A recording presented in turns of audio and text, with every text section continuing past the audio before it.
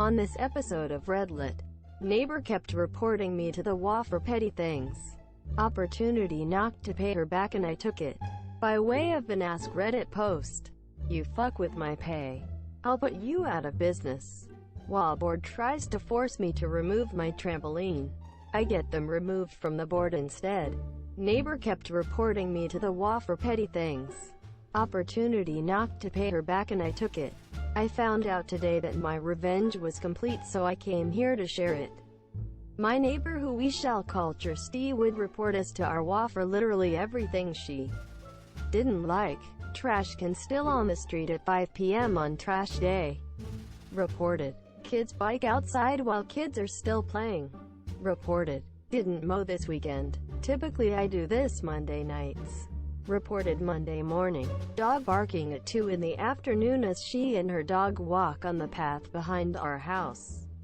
Reported. In many cases these were not issues covered by the HOA, but due to repeated reporting the board did fine us and I had to go to spend the evening waiting through a 2-hour meeting to have them removed. This kept happening and was driving me nuts. Both my wife and I spoke to her and tried to find out why she felt this was okay, and she told us, "You just need to do a better job being a good neighbor." Fast forward to early this summer. She posts on a neighborhood website sharing a video about the anti-vax movement. In general, the replies are pretty aggressive about telling her she is full of it. But she keeps pushing back, leading to a super long post about how we all are wrong and we should listen because she is a doctor. She signs it Dr. Christie, last name, naturopathic physician. At this point, I am mostly just wondering what the heck any kind of doctor would be against vaccines. This made no sense to me, so I started digging.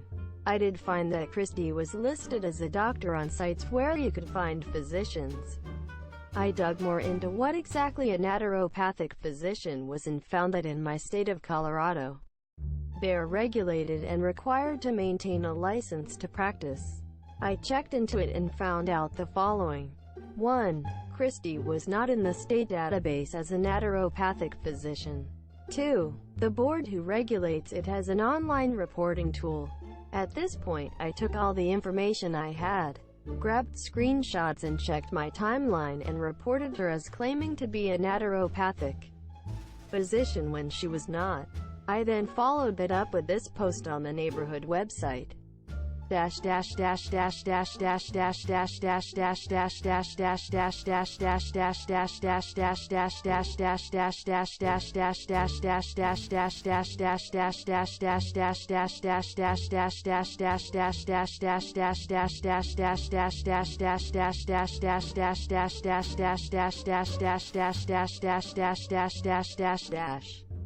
This is a hot button topic for me, and because of that and Christie signing her post as Dr. last name, I had to dig some. I for one am a huge fan of including whole person treatment. I think doctors of osteopathic medicine are wonderful as they work to integrate whole health into the picture with well-researched medical best practices. Naturopathy less so, which is the problem here.